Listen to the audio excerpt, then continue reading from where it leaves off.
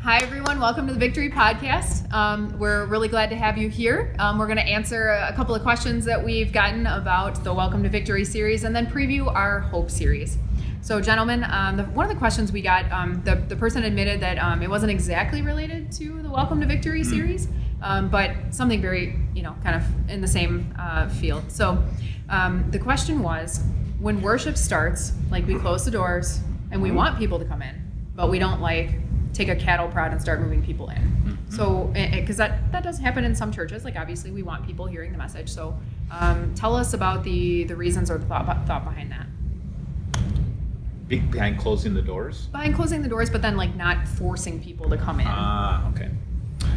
Yeah, maybe just culturally a tension, right, of wanting people to feel welcome, but also want to preserve the idea that, hey, we're meeting with God in here and we want it to be a sanctuary, a place to set aside for worship. I think that's kind of what we do here. What do you think?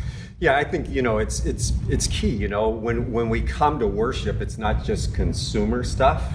It's not just to hear a good song; it's to engage our hearts with God. So we want everybody in on all of that, and at the same time, right? I don't know what's happened beforehand.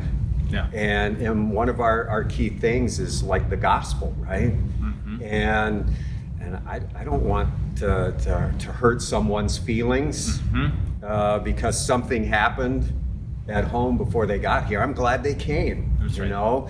And again, I'd love for everybody to be in here on time, but that's maybe not always possible. Yeah. And I would encourage that if you're out in the lobby area, plenty of time ahead to do your best to be in on time to worship God.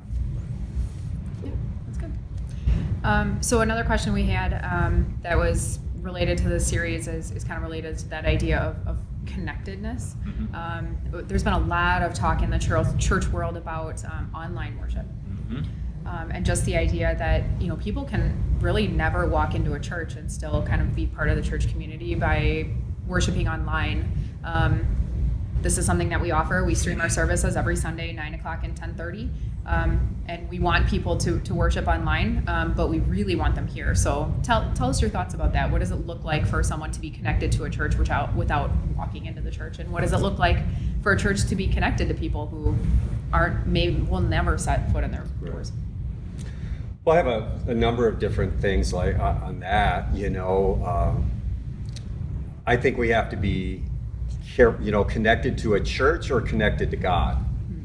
And I think there's some differences there, right? I think that people can be obviously connected to God online, and that's huge. And just because we don't necessarily see some of that connection or assume that there isn't a connection doesn't mean that there's not. There is some back and forth that is going on. I think in my own mind, what I would say is if you can be here, be here. Mm-hmm.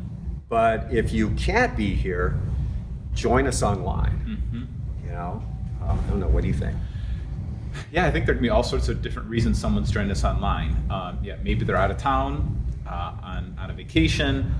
Maybe they had a really traumatic experience in a church, or they're just trying to check out the church. Maybe somebody they're in a situation in their life where there's a health issue they can't get out of, they can't come to a building. Maybe there's other anxiety or crowds or all these different things that you want to be sensitive to, and so I think it's a great service. But yeah, if somebody can come, there is something special about realizing you're not alone. Somebody says, I see you, I know you, I care about you, I know your name, and then to just for your own personal experience, to realize I'm worshiping with all these other people where probably for the rest of my week I might be the only person who believes in my neighborhood or in my workplace, and so there's something powerful about coming to the big group if you can. Yeah, right. Very good, love it. And being a mom with 3 kids who get sick, and I myself get sick, I super appreciate and I feel really blessed by the opportunity to be able to worship at home. Mm-hmm. But I'm also here a lot, and there's something really amazing about worshiping and with this people, your body of believers. So, yeah, that's good. Is there anything else that on the Welcome to Victory series that you really want people to take away, or anything that you guys have had people come up to you to ask about?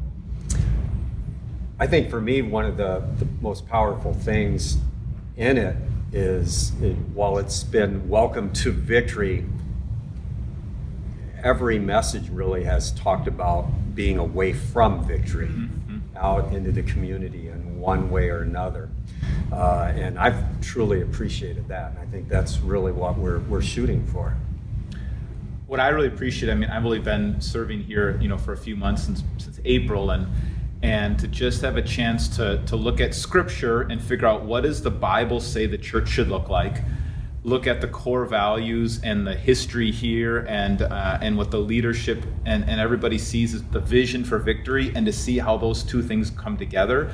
And I imagine that there's a lot of people like me who are new to victory, who are trying to say, okay, what does it really mean to be a part of victory? It's not just the building, it's not just the breakfast, there's something behind all that. And what's behind all that is the gospel, is this desire to fulfill the mission to be witnesses to the ends of the earth. And that's all stuff that was going on since the beginning, since the early church. And so it's just been really good for me, and I hope for others, to clarify, what does it mean to say I'm a part of this community? Yep. Excellent. Yeah, and so our next series, which will start December 1st, is Hope, leading into Christmas. Tell us a little bit about what you're looking forward to in that series. Right. A couple seconds.